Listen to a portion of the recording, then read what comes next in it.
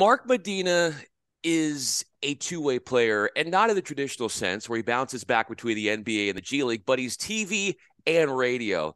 And you know him best as a reporter for the NBA on NBA.com. He's based in Los Angeles, but he does a lot of TV work with NBA TV, Spectrum Sportsnet, and we all hear him on Fox Sports Radio.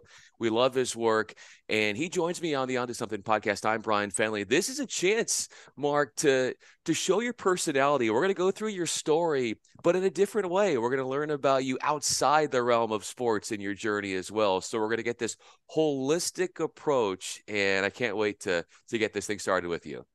Hey, Brian, right back at you. Looking forward to being part of the latest episode of your great interviews with all the different uh, people in our field and the paths they took. So I'm really honored to be a part of it. Well, it's exciting to have you on. And obviously, I do some work with Fox Sports Radio and as a commentator for Tennis Channel. And Mark, I wanted to start here. If I did not know that you were writing a piece, let's say I was reading your work, but I did not know who the writer was, what would be the dead giveaway to tell me that's Mark Medina's work right there? Yeah, I think that there is a predominant theme in my various stories, whether it's features or columns, that I think that a lot of it is about the information, and a lot of it's about the context and the perspective with that, and that it's not done in a showy manner. I think that, obviously, myself included, we're all always trying to get better. So you always want to have a strong voice and be a strong writer. But I think that there is a danger in our field when people tend to overwrite or try to have these flowery phrases and things like that. My style is more on the information and more on the simplicity of the language, and also having the piece structured, where there is a clear organization from why it started the way it did to the end of the way it did. And I think it also goes back to an editor at my at the Syracuse student newspaper, Ethan Ramsey, once said about you need to sum up a story in one sentence, and if you can't do that, the angle isn't focused enough. So there's a lot of tentacles that then go into that, but I think the predominant themes is that there is that strong focus, and then it's really emphasized on good information and context and perspective. How would you sum up your story in one sentence? Yeah, that's a very challenging thing to do. But if I had to sum up my story, I would say that it's always fluid. Um, when you look at the way I started, I grew up in York, Pennsylvania. So I never had actually visited to Los Angeles, ironically, even though my family was well traveled along the East Coast. My dad grew up in Mexico City, so we see a lot of family in Mexico. But my journey has taken a lot of zigs and zags, but there's, I think, a consistent theme to it where I think the most basic theme is that I love the craft and I love what I do. And so when you have that enthusiasm, I think that really adds to your growth. It also adds to your longevity. And so for me, when I grew up in York, Pennsylvania, as early as middle school, I knew that I wanted to get into business. So I worked at the student newspaper and then wound up freelancing for my hometown paper, the York Daily Record, doing high school sports. And that evolved into then going to Syracuse University, which is obviously one of the best journalism schools in the country, and still carrying that same mentality of wanting to get as much hands-on work experience as I could with the student paper and the student TV station. And in between each summers, I had a specific internship at different places. So I interned at Inside Lacrosse Magazine in Baltimore, Maryland. Another summer, I interned at the Washington Times. Another summer, fall, I worked at the Syracuse Post Standard. And then after my senior year, I interned at the Richmond Times Dispatch. And at that point, this is in 2008. So as much as there's a lot of disruption now in the media, there was a lot of disruption then, because a lot of newspapers are going through a lot of heavy rounds of layoffs. There were these things called blogs that were integrating, and how do you kind of incorporate online coverage and multimedia coverage with newspapers. And so with that, I was entering a very precarious job market. And so at that point, I sent literally 100 resumes out on paper, printed with glossy resume paper and colored clips that I had, and sent them to every place basically under the sun. You're looking at big market, small market places I used to work at, places that were considered good entry level publications. And the LA Times was one of the very few that actually responded, and they had an internship position available through their MetPro program. And so that's what got me into Los Angeles. And then that evolved into then becoming an entry level reporter. And then that evolved into suffering, being one of the casualties of their rounds of layoffs, but then getting quickly rehired within a few weeks to run their Lakers blog. And then you fast forward to now, after that, I was a Lakers beat writer for 5.5 years with the LA Daily News. That relayed into a position covering the Golden State Warriors up in the Bay Area for Bay Area News Group. And then I moved back to Los Angeles in 2019 to work for USA Today and be like their West Coast NBA person. And then since 2021, I've fulfilled a similar role with NBA.com. And so with all those different places, I think the common theme is that I've tried to really latch on to whatever opportunities I could get, and then constantly pitch ideas and stories and try to refine the craft, and also have this mentality of I think there's beauty in the grind and working, trying to outwork people, but it's also about working smart and efficient, and then just kind of letting the chips fall where they may. I mean, I think for me, I'm a beneficiary of not only the experience and whatever positive impressions I've made on different people in the field, but a lot of it is timing. And some of that has resulted in opportunities, some of it hasn't, but I've tried to stay consistent with, no matter whatever positive or negative circumstances I'm facing, to just keep plugging away and,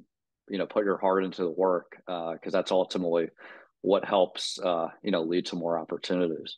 Mark Medina is with me, NBA.com. I'm Bryan Fenley. And Mark, it's interesting. You talked about how, despite the changing landscape of the industry, there's things about you that are unchanged. And it's your work ethic, it's the grind that you embody, it's timing as well. And when you say you work efficiently, what does that look like from Mark Medina's perspective? Well, I say this not to think that other people don't have these same principles. I mean, there's a lot of other people in our field that are successful, but what has worked for me is that, coming up with ideas can, help you lead to enterprise stories or certain interviews, and also planning ahead. And so I think that there's a danger sometimes when you walk into an arena, whether it's a practice or a game, and you don't have a game plan ahead of time of what you want to do. And as a result, that may lead to something you didn't think of asking in an interview, or a possible interview to pursue. And then I think the other thing is, especially covering the NBA, where there's so many demands on players and coaches and their time, I think the more that you plan ahead and get certain ideas on people's radar, that increases the chances of those interviews actually happening. And then I think the other thing is that, not only is it a relationship business, which is something that I try to tap into as well as a lot of others in our field, but back to that central part about summing up an idea in a sentence, that goes also with securing interviews. I mean, there's players that get interview requests all the time, and they get numb to it. And to some degree, hey, this is part of their responsibility as professional athletes, but the other degree totally understand why they start feeling that way. But when there is a specific purpose to that interview, I think that sometimes helps grease the wheels. So I'm by no means a finished product. I'm 37 years old, and I hope to continue to last in the business. But what has gotten me so far is, having that growth mindset of working hard, but also working smart, and then, working on ways to refine those skills, because it's a never ending process. And it's your ability, Mark, to tap into stories that others in media maybe don't see. And that involves the planning out, the outthinking, and thinking of ways in which you can attack a story from a different angle than maybe nobody else is. And that has time and time again been what has allowed you to stand out in front of others. Now, if we were to take you finding those hidden stories, but then when reflecting on you and hoping to share stories like that, that a lot of people don't know about you, that you try to do when telling the stories of other athletes, what would come to mind for you if we were taking your story and looking at it from a unique angle? Yeah, it's a really good question, and I honestly don't know where to begin because it's like, hey, what is the audience actually care about? What I have to offer besides, hey, he talks about the NBA, right? But I grew up in York, Pennsylvania. I'm still close with with my parents and my younger brother, and I have been blessed to meet my girlfriend that we've been dating for about almost 2 years now, and we've been living together. But besides those kind of like basic biographical details, outside of my work, which is, a very, large part of my life and I'm very passionate about, I do try to have a work-life balance and outside interests. So as you can probably see in the bookshelf behind me, I'm very much into reading. I like reading a lot of sports books, history books, kind of cultured books. And I like watching a lot of movies. I like traveling. Once I started traveling on the Lakers and Warriors beats, one of the perks is that you accrue all these miles and hotel points. And so before the pandemic, I always had a goal of trying to visit a new country because it was just a way to learn about a new place. It was a great way to disconnect from the long NBA season. Um, and I just felt like it really provided things in perspective with what's important and what isn't. And then I think the other thing that really makes me tick is, I'm really into, healthy living and exercise. So whether it's going to CrossFit gyms or now recently I've been on the Peloton bike because of all the restrictions with the pandemic. I really try to tap into that because, partly it reflects with the career I'm having. The industry and the job itself can lead to a lot of unhealthy habits because you're working a lot of late hours and you're traveling all the time and you're eating bad food at the airport or at restaurants. And so I think that early experience really reinforced to me to try to find ways to offset that and compartmentalize, knowing when it's fine to indulge and then when it's good to, monitor what you're eating and getting exercise. And I think that's been very beneficial with not just unplugging, but really being able to get through the grind of an NBA season. I very much wear it as a badge of honor that I'm almost one of those players that have lived up to the adage of the best ability is availability. I thankfully haven't had to take a sick day for almost 6 or 7 years. And while, I'm blessed with, I presume, great genes and I'm still fairly young, I'd like to think that some of that has to do with what I try to do with the exercise and dieting, because I know just, at certain parts of this job, it can really lead to a downward slope. And look, some of it is also unrealistic. For example, I was in the NBA bubble. I was one of the NBA reporters that was there. I wasn't there the whole time, but I was there for half the time for almost 2 months. And at that point, you're pulling 16, 17-hour days. This idea that you're going to be eating really well and going to the gym, I just frankly didn't have time. It was about just, hey, run on adrenaline and get things going. But I think because I was very disciplined otherwise, in normal settings, that gave me the energy and health to get through that. Then once I left the bubble, it was about getting back to those healthy lifestyle habits. The discipline that you're talking about, how much of that is traced back to your parents? I think a lot of it is traced back to the parents. I mean, that's obviously a traditional part of anyone's upbringing. The apple doesn't fall too far from the tree, right?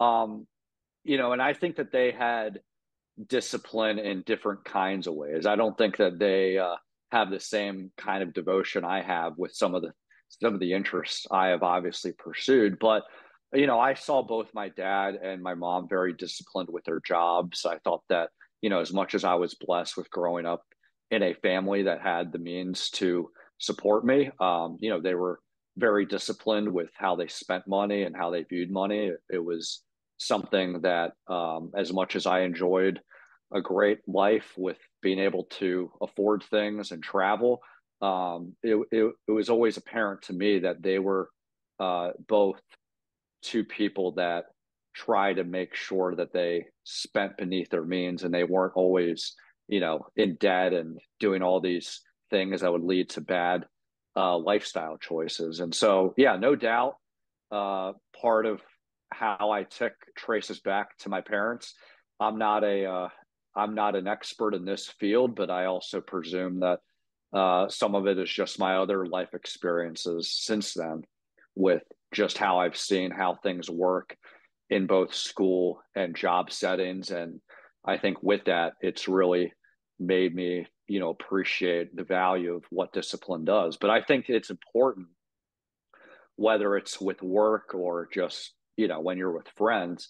I'm very internally disciplined, but I think that there is a danger in projecting those expectations onto other people, because I think that, what makes, people unique in our field and in all walks of life is, people feeling empowered to do what they feel is best, for their life and their career, et cetera.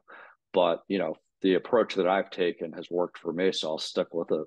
Oh, absolutely. And Mark Medina is with me. Obviously, you can see him television, NBA TV, Spectrum Sports Net. A lot of his work is on Fox Sports Radio and with NBA.com as a reporter in the NBA. How does your girlfriend show you, Mark, that she's rooting for you?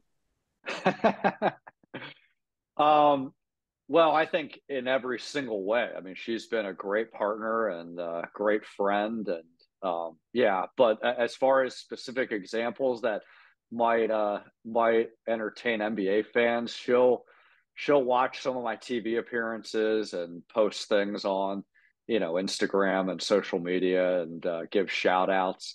But I think the more tangible way she supports me with my career is just the full understanding of I'm in a very unique job where it's unconventional. You're working a lot of long hours, you're at arenas late at night, you're working on weekends, sometimes you go on trips. My job is very busy, but from a logistical standpoint, it's not the same challenges that I faced when I was covering the Lakers and the Warriors as a beat writer, where I had to travel for all 41 road games and for whatever playoff games that, frankly, only the Warriors experience. I covered the Lakers during their worst stretch in franchise history. But, that's a heavy sacrifice, but it's still a heavy sacrifice because of my job schedule. And while I try to still have that work-life balance in terms of being available, for her, and also I think for my own work-life balance, the reality is my job responsibilities are my job responsibilities. So I think that's the best example I can cite, and I'm very grateful for it. But I am amused when Val will post photos of my TV appearances, or sometimes I've done Zoom appearances with this bookshelf behind me, and she'll give it a nice shout out. So I wouldn't be surprised if she does the same once this podcast is up. Does she give you tips, or what sort of input does she give you or feedback afterwards? Yeah, I will give Val a lot of credit. She's helped with a lot of the lighting, particularly during the Zoom era where the TV appearances weren't in studio. It was about, hey, how does the ring light work? What's the setup there? So she's been very helpful in that part, and I can't thank her enough. I noticed that one of the ways in which you unplug is kayaking. I saw you on Oh yeah. Instagram as a way to unplug. What are you like on a kayak? I'm not very good. Now, the context of that is my mom and stepdad live in Brewster, Massachusetts, and Cape Cod. So that, Cape Cod, if you're not familiar, it's amazing for anyone who loves the outdoors. And so they live near a pond and they have kayaks, and you can go out there and enjoy it. It's not something I regularly do because I don't live near a pond or own one, but when I visit my folks there, I definitely take advantage of it. But I think that example represents a larger picture of other interests I have. I've taken a trip to Yosemite one year to enjoy the hikes there. when our free time allows it, Val and I and friends will go on different hikes throughout LA. It's very much about, trying to do things that are fun and active. And I think especially during the pandemic, just things to get you out of the house, because as much as thankfully I've been healthy and, been able to be employed through this, and, I was able to pour my enthusiasm and time into the work, just staying at home the entire day isn't always that beneficial. So that's where those things come into play. But yeah, the kayaking at my mom's place has been very relaxing, and the views are amazing. It's definitely one of those nice trips I can take during the off season to unwind. How does your judgment come into place when, as you mentioned, Mark, it's such a relationship business, but also you're a reporter and you have to be transparent and open, and breaking news comes and you have to be on that as well, and discuss that. How do you deal with that? You want to keep your relationships and preserve those, but also there's the journalistic side of you as well. Yeah, I think there's not a right or wrong answer to that. And I think it really just depends on, what is being asked of your publication, what's your personality. I think the most important thing is just being authentic. And so, full transparency, there's probably other reporters that have other relationships that are better with certain sources, and I have certain relationships that are better with certain sources. But for me, based off of how I worked as a Lakers beat writer, Warriors beat writer, NBA writer with USA Today and now NBA.com, um, it's a lot of it's been about the information, but I've also had opportunities to write columns. So for me, I'm not one of those hit and run type of writers. Like, I always try to make sure I have accurate information and I check in with people, but I'm also not going to pull punches. So just because I have a good working relationship with someone doesn't mean all of a sudden I'm going to go easy on them. But I think the best example, and it's to her credit, whether you like how the Lakers have been running or not these last few years, Jeannie Buss, the Lakers governor, when she does do interviews, she is very open to all kinds of questions and is an open book when it comes to that. And so, I've known her a little bit dating back to my beat writing years with the Lakers. And, I had pitched about doing a Q&A with her at some point to talk about, look, all the different relevant topics and elephants in the room surrounding the Lakers, and, different issues pertaining to how she in a leadership position can answer them. And so, we had gotten together at Las Vegas during summer league for breakfast, and we just had an hour Q&A where we talked about everything going on with the team, and, very pointed questions, but I think very fair questions. And to her credit, she answered them the way that she thought about them, but she was very professional. That doesn't always happen with everyone. Some people, are cooperative based on how much you praise or criticize them or not. But I've never tried to get down that road of trying to, placate or, grease the wheels of having a relationship just for the sake of having access. No doubt that's an important part of the business, but I've always, as best as I can, been trying to be fair to whatever the story entails.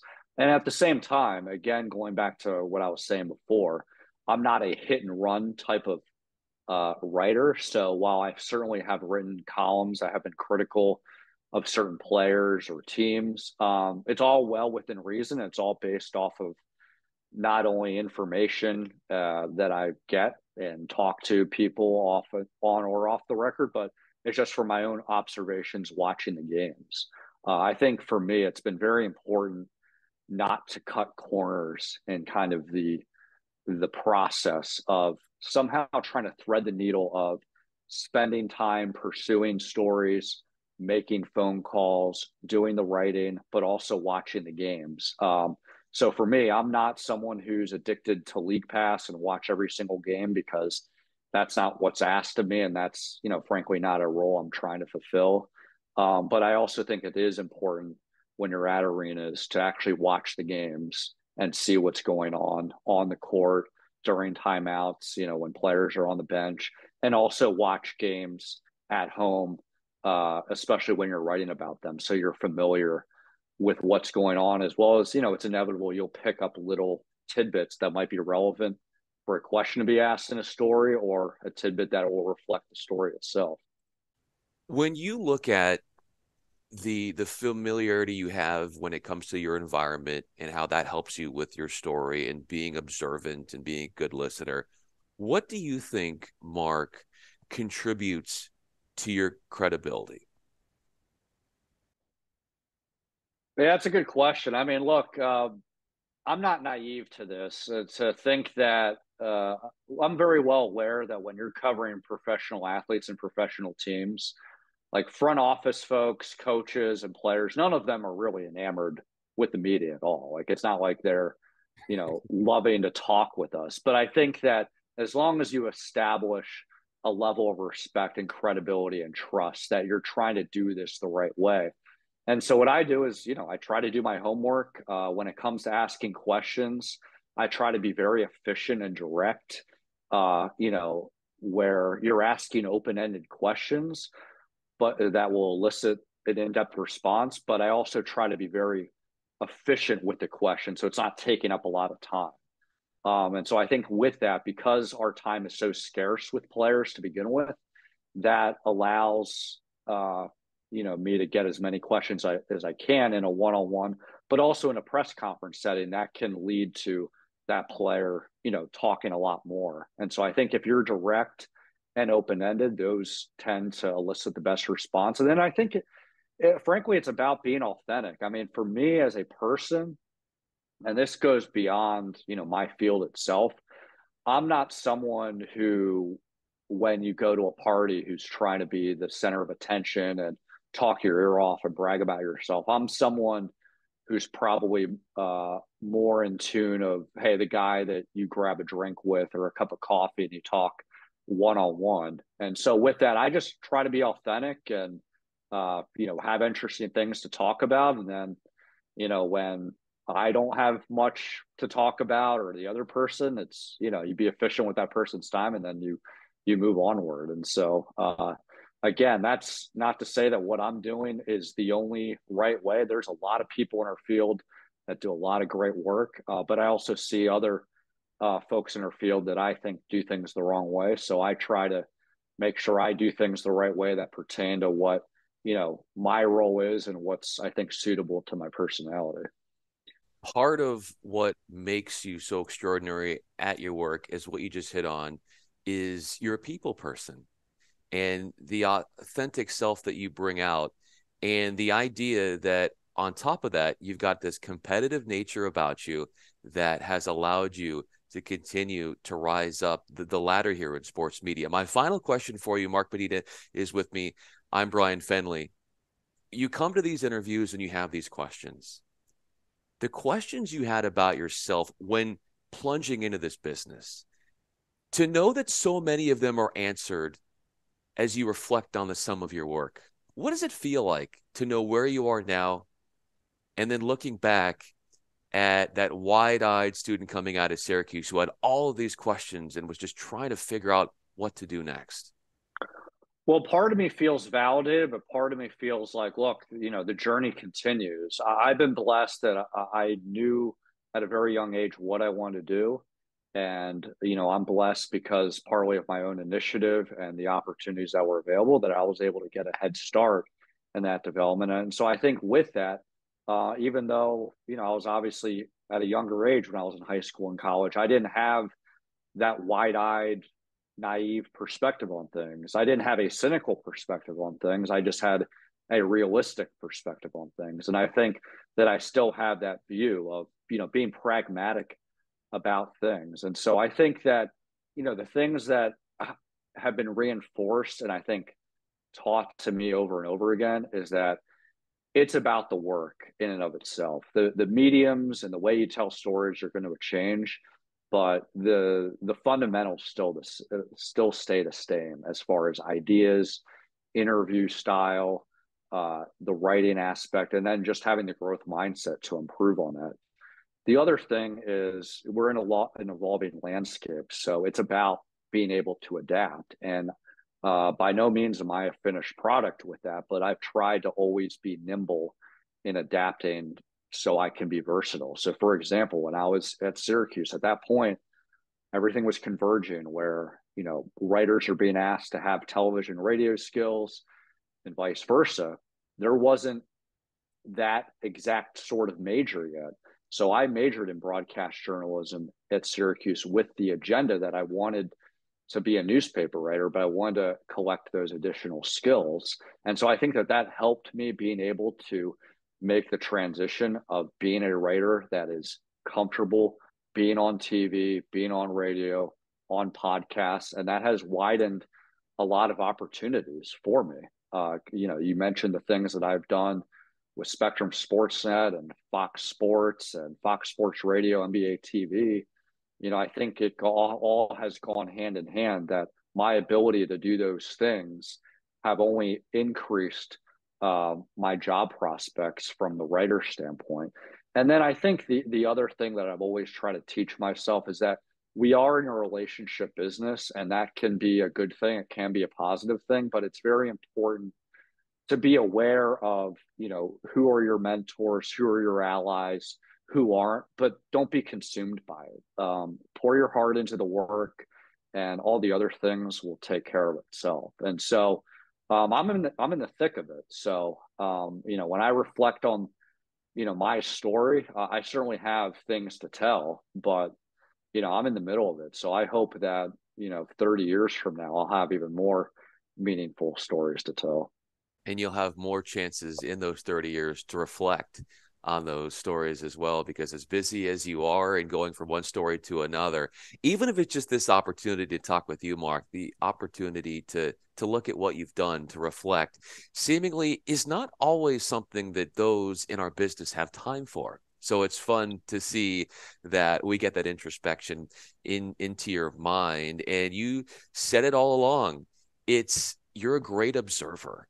And I think you see things happening, and that, and being a good listener, has really been a key tool for you in knowing how to maneuver this business. And you're a pragmatist, which goes back to something that we started off in this conversation saying, and that is, you can find the story, or you should, in one sentence. And I think that if we were to wrap up this conversation and find that sentence about you, it's that Mark Medina is awesome. So yes, that's what I'm going with. At least that's what I'm taking from it. Mark Medina. I'm Bryan Fenley with Fox Sports Radio and Tennis Channel. And of course, Mark has so much great work on NBA.com, all the television outlets he is on as well.